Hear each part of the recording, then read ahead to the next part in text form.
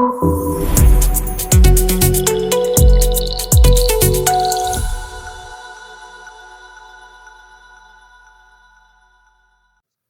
की तकलीफ है और आप इसका इलाज कराने जा रहे हैं, तो ये एक सवाल अपने मौलिद से लाजमी पूछना है। आप जिससे मर्जी इलाज कराएं, ये आपका राइट है। लेकिन इस एक सवाल की बेसिस पे आपको पता चल जाएगा कि जो बंदा आपको इलाज ऑफर कर रहा है, या जो ये दावा कर रहा है कि उसके इलाज से आप ठीक हो सकते हैं, वो क्या वाकई आया सर्टिफाइड बंदा है, उसको अपने इलाज पे यकीन है, या वो आप लोगों के सिर्फ पैसे ज़ाया कर रहे हैं। सिंपल सा सवाल। आपने उसे ये पूछना है कि डॉक्टर साहब, ये जो इलाज आप मेरा कर रहे हैं, क्या ये आप मेरी बीमारी का इलाज कर रहे हैं या अलामत का इलाज कर रहे हैं? इस पे मैं बड़ी दफा तफसील से बात कर चुका हूं, लेकिन ये एक सिंपल सा सवाल आपको बता देगा कि आया आपकी बीमारी एड्रेस हो रही है जो मोहरों के अंदर है, डिस्क की बीमारी है, स्पाइनल स्टेनोसिस है, या वो सिर्फ आपकी दर्दों का इलाज कर। ये दो डिफरेंट चीजें होती हैं और इसी के ऊपर आपकी लॉन्ग टर्म रिकवरी डिपेंड करती है। हमारे पास तो जब मरीज आता है तो उसका पहला सवाल होता है, डॉक्टर साहब मैं 100% ठीक हो जाऊंगा, गारंटी क्या है? भाई ये सवाल आप उन लोगों से भी पूछा करें ना जिनके पास आप पहले खराब हो के आए होते हैं।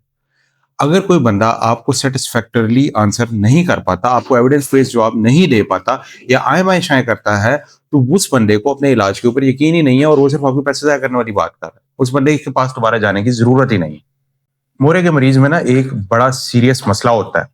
वो मसला ये होता है कि जब कमर की तकलीफ होती है, टांग में दर्द होता है, तो वो कुछ कदम भी चलने से कासिर होता है, तो वो बैठे रहते हैं या लेटे रहते हैं। ऐसे मरीजों को आमतौर पे जो दवाइयां शुरू कराई जाती हैं, उनका एक कॉमन साइड इफेक्ट होता है जिसपे कोई भी बात नहीं करता। वो साइड इफेक्ट होता है वेट गेन। अब एक मरीज ऑलरेडी बेड रिडन है, ऑलरेडी बैठा हुआ है, उसे चलने फिरने में दुश्वारी है, उसको साथ में आप ऐसी दवाई शुरू करा रहे हैं जिससे वेट गेन होता है, यानी वजन बढ़ता है। तो फिर क्या होता है?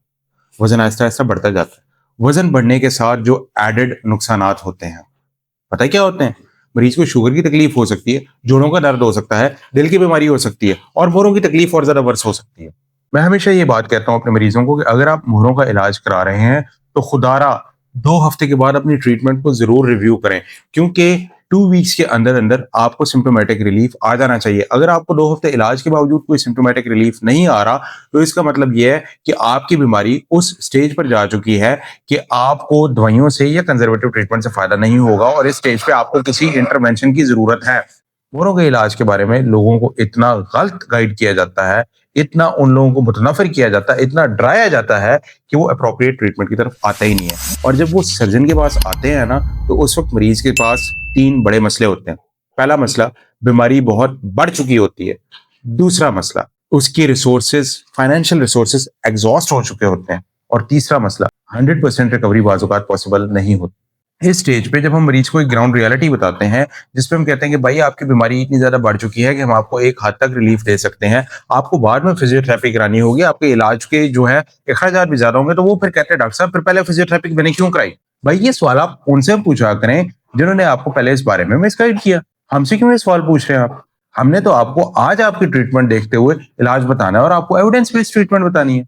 याद रखें, मोहरों के मरीजों में सर्जरी आखिरी हल नहीं होता।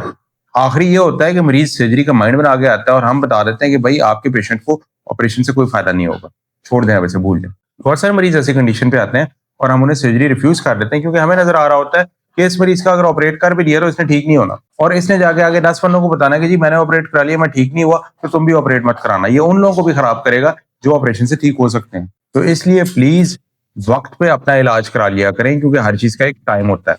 जब आप उस टाइम को गुजार के इलाज कराने के लिए आते हैं तो फिर आपको वो रिकवरी नहीं मिल सकती। इस वक्त मोहरों के मरीजों के लिए एक सिंपल 2 वीक्स रूल है। 2 हफ्ते कंजर्वेटिव ट्रीटमेंट, दवाई, फिजियोथेरेपी और एहतियात के साथ आपकी अलामात में फर्क नहीं आ रहा, तो फिर न्यूरो सर्जन से मशवरा करें ताकि आपकी अप्रोप्रिएट ट्रीटमेंट को आगे लेके चल सकें। ये पहले जैसी बात नहीं रही कि बड़े बड़े कट लगते थे, मरीज महीनों बेड पे पड़ा रहता था, रिकवरी नहीं होती थी। अब तो मिनिमली इन्वेसिव सर्जरी का दौर है।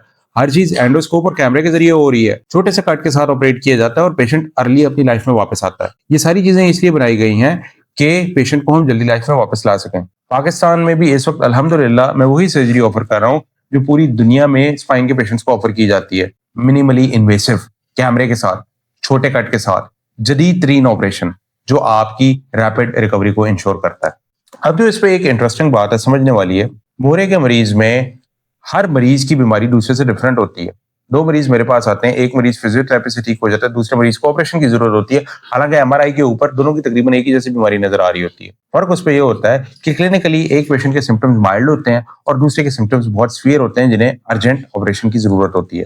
इसलिए आपने कभी भी सिर्फ एमआरआई की बेस पे जो है अपनी ट्रीटमेंट पे नहीं जाना। आपने एमआरआई और अपने क्लिनिकल सिम्टम्स को दोनों को कोरिलेट करके डॉक्टर से डिस्कस करना है कि डॉक्टर साहब एमआरआई पे ये चीज है और अलामत मुझे ये आ रही हैं, तो बताएं मुझे क्या करना चाहिए। बाज़-औक़ात ये होता है कि एमआरआई के ऊपर बड़ी बड़ी डिस्क होती है, लेकिन पेशेंट क्लिनिकली ठीक होता है। उसको हम कहते हैं कि यार आप हर 3-3 माह बाद अपनी एमआरआई कराते रहो, एहतियाती तदाबीर को फॉलो करो, अभी ऑपरेशन की जरूरत नहीं है। और बाज़-औक़ात ये होता है कि एमआरआई के ऊपर डिस्क माइल्ड होती है, स्टेनोसिस ज्यादा होती है, अलामत सीवियर होते हैं।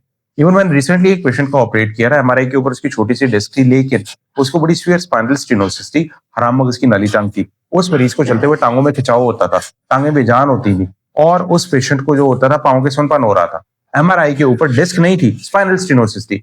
अब इंटरेस्टिंगली उस पेशेंट की एज इस वक्त 72 साल थी। 72 साल की एज में वो मेरे पास आया है। मैंने कहा बुजुर्गो आप मुझे एक बात बताइए, इतने अरसे से ये जो बीमारी आप लेके करते क्या रहे हैं इस पे? तो कहते जी हमने कमर में इंजेक्शन लगवाए, मोरे चढ़वाए, हमें कहते जी आपने ऑपरेट नहीं कराना, माजूर हो जाओगे। तो मैंने कहा जी अब आप मेरे पास ऑपरेट कराने क्यों आए हैं? कहते जी अब तो हालत ये हो गई है कि मेरे से स्टिक के सहारे भी चला नहीं जाता, अब तो मैं व्हील चेयर पे बैठा हुआ हूँ, मुझे कम से कम आप इस काबिल कर दें कि मैं वॉकर के सहारे थोड़ा सा चल सकूं।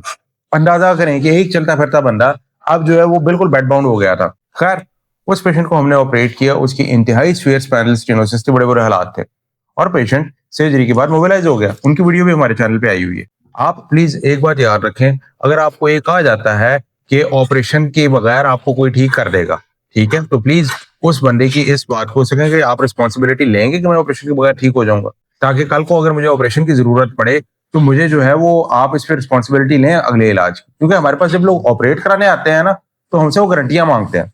ये गारंटियां प्लीज आप उन लोगों से भी मांगा करें जिनसे आप पहले इलाज कराते रहते हैं, क्योंकि इस तरह की गारंटियां आप उनसे भी मांगेंगे ना तो फिर आपका अप्रोप्रिएट इलाज होगा। अब पाकिस्तान के अंदर एक कड़वी बात है जो आपको पता होनी चाहिए, पूरी दुनिया में हेल्थ केयर जो होता है वो स्पॉन्सर्ड होता है। बाज़ औक़ात कहीं पे इंश्योरेंस होती है, कहीं पे जो होता है वो स्टेट स्पॉन्सर्ड होता है, लेकिन पाकिस्तान के अंदर ऐसी कोई चीज नहीं है। पाकिस्तान के अंदर जो आपने अपनी सेहत पर खर्च करना है वो आपने खुद पैसा अपनी जेब से लगाना है, खुद कमाए हुए पैसे अपने ऊपर लगाने हैं, क्योंकि आपकी कोई इंश्योरेंस नहीं है। और जो सरकारी अस्पताल है वहां पे इलाज की सूरत हाल सारों के सामने है, लंबी वेटिंग लिस्ट होती है।